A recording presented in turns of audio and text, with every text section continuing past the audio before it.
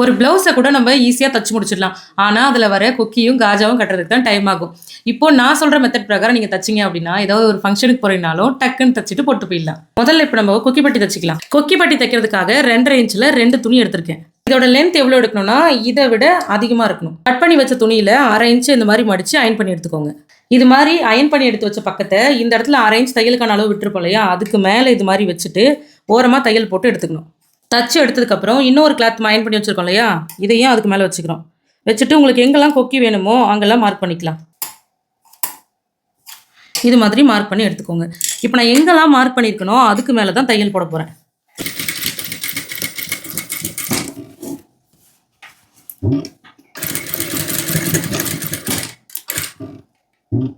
இது மாதிரி அடுத்த கோட்டில் தைக்கும்போது ஊசியை வெளியே எடுத்துட்டு தைங்க.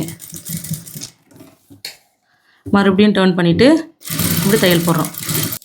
முதல் கொக்கி போடுற இடத்த நம்ம இந்த மாதிரி தான் தைச்சிருக்கோம். இதே மாதிரி தான் நம்ம எல்லாத்தையுமே தைச்சி எடுக்கணும். நம்ம ஒரு தையலுக்கும் இன்னொரு தையலுக்கும் இடையே கம்மியான அளவு கொடுக்கணும். அதிகமாக கொடுத்தீங்க அப்படின்னா ப்ளவுஸ் போட்டதுக்கப்புறம் நம்மளுக்கு கொக்கி பிடுங்கிட்டு வந்துடும். இது மாதிரி தச்சு எடுத்ததுக்கப்புறமா நம்ம இதுக்குள்ளே கொக்கி விட்டுக்கலாம். கொக்கி விட்டுறதுக்கு முன்னாடி ஒரு கட்டை எடுத்துக்கோங்க. கொக்கியோட இந்த மூக்கு பகுதி இருக்கு இல்லையா, அதை வந்து இப்படி மேலே தூக்கணும் லைட்டாக. அப்போ தான் விடுறதுக்கு ஈஸியாக இருக்கும். இப்போ இந்த மேலே இருக்கிற துணியை இப்படி எடுத்துடணும். இப்போ இந்த குட்டியாக ஒரு பீஸ் இருக்கு இல்லையா, அதையும் இப்படி மேலே தள்ளிக்கலாம். தள்ளிட்டு அந்த லூப் நம்மளுக்கு தெரியும் தச்சது, அதுக்குள்ளார அப்படி விட்டு இப்படி வெளியே எடுத்துடணும். இதே மாதிரி நம்ம எல்லாத்தையும் விட்டு எடுத்துக்கணும். கொக்கி எல்லாத்தையும் போட்டதுக்கப்புறமா அந்த மூக்கு பகுதியை இப்போ இது மாதிரி ஒரு ஹெவியான வெயிட்டை வச்சு தட்டிக்கிறோம். ரொம்ப நீக்கிட்டு இருக்கக்கூடாது, அதனால தான். இப்போ உள் பக்கமாக திருப்பிக்கோங்க. திருப்பிட்டு கீழே விட்டுருக்கோம் இல்லையா, அந்த துணியை இப்படி மடிச்சுக்கணும். இந்த ரைட் சைடில் இருக்கிறது இப்படி மடிச்சுக்கணும். மடித்து இன்னொரு மடிப்பு இது மாதிரி மடிக்கணும். மடிச்சுட்டு ஓரமாக தையல் போட்டு எடுத்துக்கணும். தச்சுட்டே வரும்போது மேலே இருக்க அந்த துணியையும் இப்படி உள் பக்கமாக மடிச்சு விட்டு தச்சிடணும். தச்சு முடிச்சிட்டோன்னா நம்மளுடைய ஊப்பட்டி சூப்பராக ரெடி ஆகிடும். வெளிப்பக்கமுமே நம்மளுக்கு ஃபினிஷிங் சூப்பராக இருக்கும்.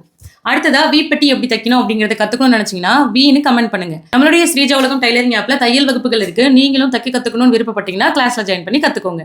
நமக்கு தெரிஞ்ச விஷயத்தை நம்ம மற்றவங்களுக்கும் சொல்லிக் கொடுப்போம்.